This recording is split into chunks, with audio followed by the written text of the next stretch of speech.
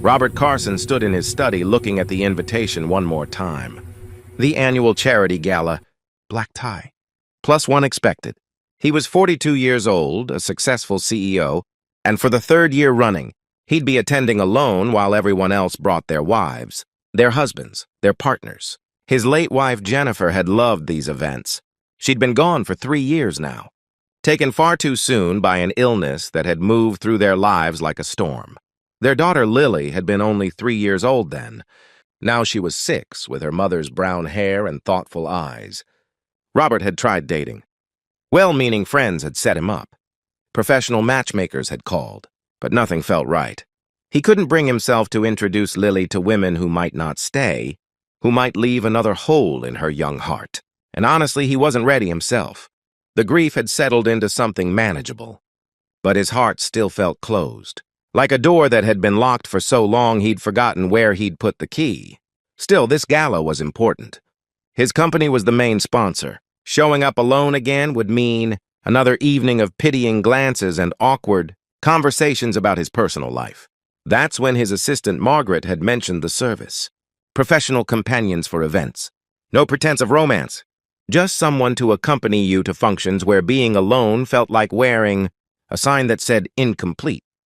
Robert had hesitated. It felt artificial, somehow dishonest. But Margaret had been gentle in her explanation. It's not about pretending anything, Mr. Carson. It's just about having someone there who understands that.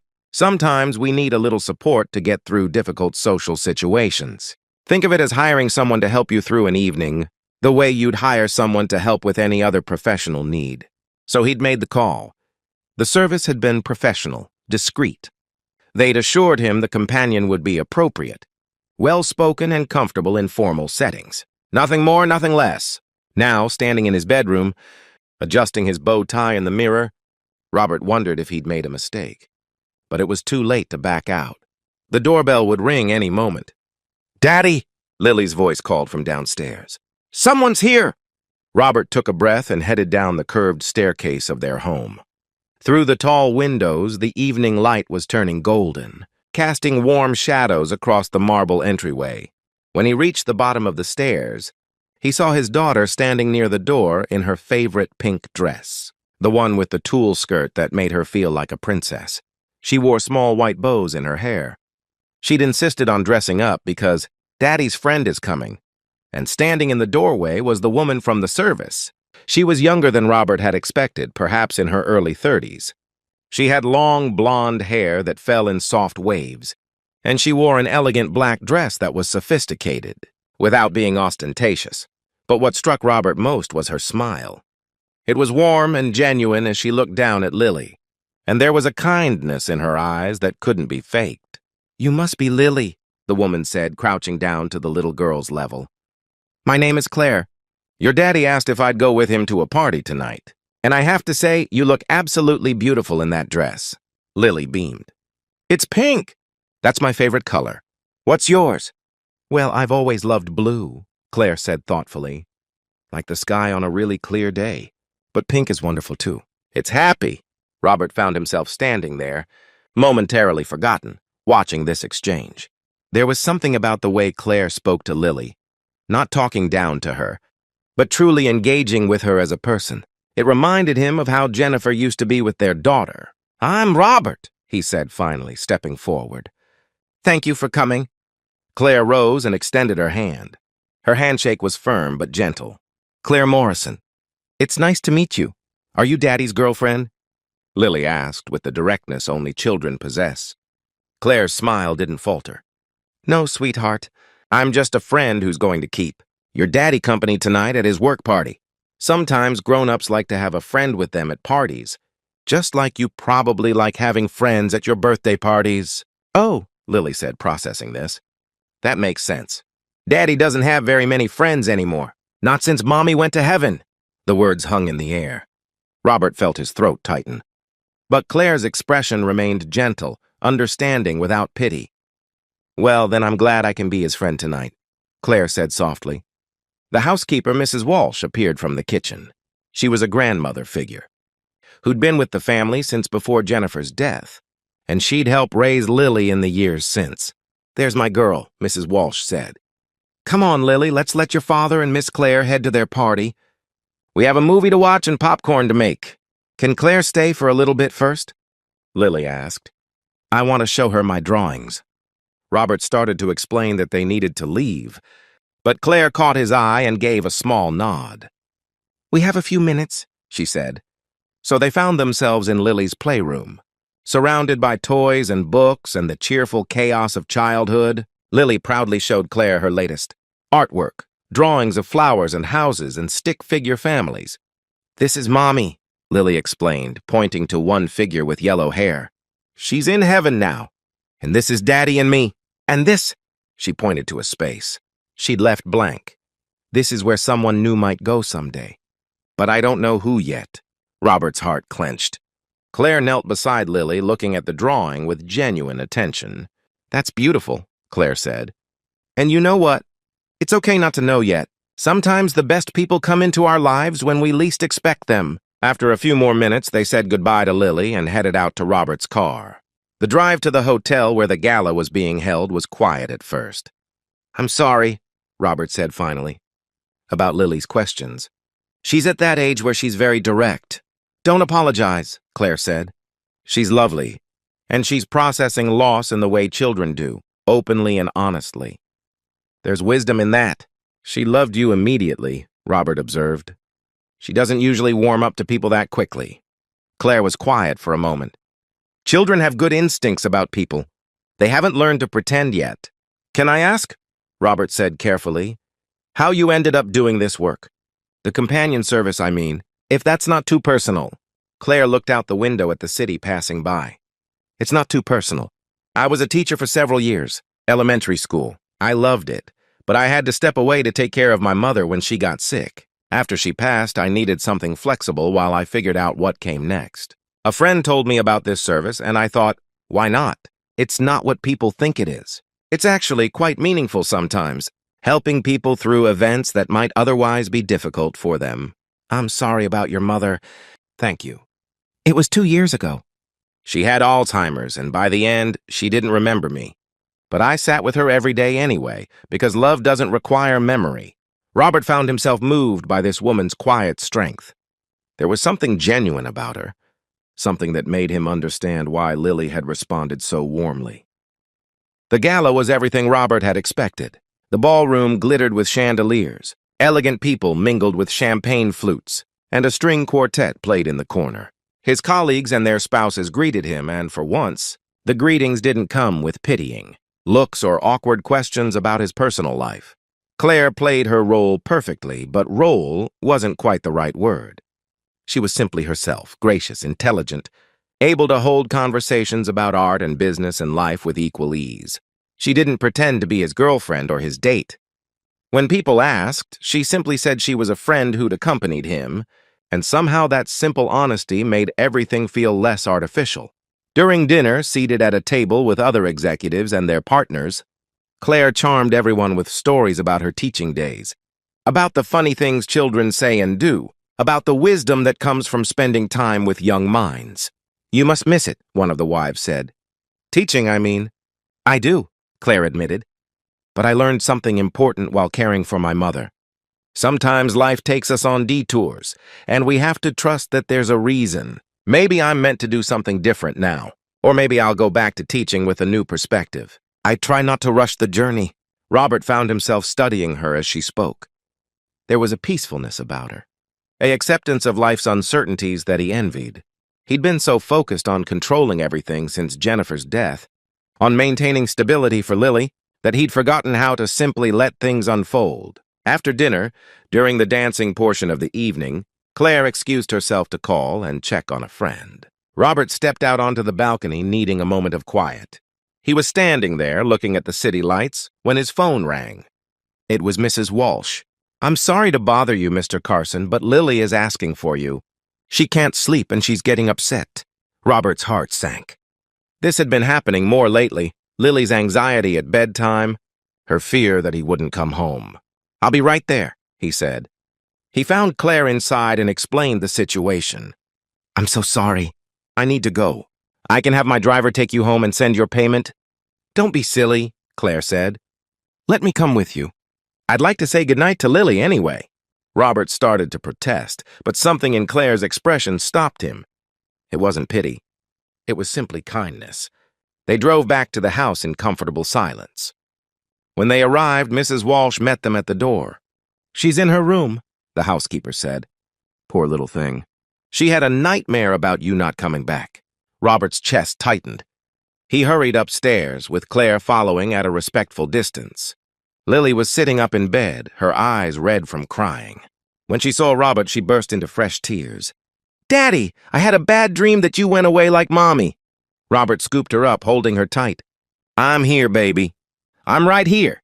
I'll always come back to you, always. But what if you don't?" Lily sobbed. "What if something bad happens?" Robert looked up and saw Claire standing in the doorway. She met his eyes, and in that moment, something passed between them, an understanding, perhaps of how grief lingers, of how loss teaches us to fear it happening again. Claire stepped into the room, her voice soft. "Lily, can I tell you something?" Lily looked up, sniffling. "When I was a little girl," Claire said, "sitting on the edge of the bed, I used to worry about the same thing. I was so afraid something would happen to my mommy or daddy. And you know what my grandmother told me?" "What?" Lily asked. "She said that worrying is like rocking in a rocking chair. It gives you something to do, but it doesn't get you anywhere. She said instead of spending our time worrying about bad things that might happen, we should spend our time being thankful for all the good things we have right now." "But bad things do happen," Lily said, her voice small. "My mommy died." "You're absolutely right," Claire said gently.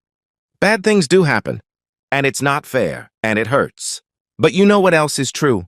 Your daddy loves you so much. He came home from his party just because you were scared. He takes care of you every single day, and Mrs. Walsh loves you. And I bet you have friends and teachers who love you too. All of that love is real, right now, in this moment. That's what we can hold on to." Lily was quiet, processing this. Then she looked at Claire with those serious eyes. "Are you going away now?" Claire glanced at Robert, uncertain. "Well, I should probably get home. Can you stay just a little bit?" Lily asked. "Until I fall asleep, please?" Robert expected Claire to make an excuse, to gently extract herself from this unexpected situation. Instead, she looked at him, asking permission with her eyes. "If you don't mind," he said quietly. So Claire stayed. She sat in the rocking chair by Lily's bed while Robert lay, down next to his daughter. And in a soft voice, Claire began to tell a story, not one from a book, but one from her own imagination, about a little girl who was brave and kind, and who learned that love is stronger than fear. By the time the story ended, Lily was fast asleep, her hand in her father's. Robert carefully extracted himself and motioned for Claire to follow him downstairs. In the kitchen, he made tea while Claire sat at the counter. Mrs. Walsh had gone to bed, and the house was quiet except for the kettle's whistle. "Thank you," Robert said, handing her a mug. "You didn't have to do that." "I wanted to," Claire said. "She's special, your daughter. She's dealing with something no child should have to deal with. And she's doing it with such courage. She has nightmares sometimes," Robert admitted, saying out loud something he rarely discussed. "About me leaving, about being alone. The grief counselor says it's normal, that children process loss differently than adults, that it comes in waves." "It does for adults too," Claire said quietly. "The waves, I mean. You think you're fine? And then something small happens, a song, a smell, a moment, and suddenly you're drowning in it all over again." Robert looked at her, really looked at her, and realized that this woman understood loss in a way most people didn't, not theoretically but deeply, personally. "Your mother," he said. "When she forgot you, that must have been its own kind of loss." "It was," Claire said. "I grieved her while she was still alive. And then I grieved her again when she died. Sometimes I think the first grief was harder, watching her slip away piece by piece. But in a strange way, it taught me to be present, to appreciate each moment, even the difficult ones, because they're all we truly have." They talked for another hour, sitting in that kitchen, drinking tea. They talked about loss and love, about parenthood and purpose, about the ways life surprises us when we least expect it.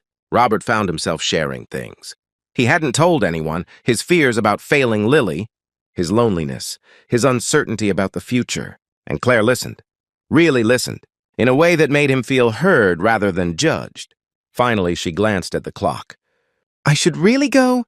"It's late. Let me drive you," Robert said. "You don't have to." "I want to." During the drive to Claire's apartment, Robert found himself not wanting the evening to end. When they pulled up to her building, he turned to her. "I should pay you for tonight. The service said I could send it through them, but I'd rather—" "Robert," Claire said gently, "tonight stopped being about the service around the time I met your daughter. You don't owe me anything." "But I'm serious. Tonight it was meaningful. For me, too. I haven't had that kind of connection with anyone in a long time. Thank you for trusting me with your daughter's feelings. Thank you for sharing your story." She reached out and squeezed his hand. Just for a moment, and then she was gone, disappearing into her building before Robert could protest further.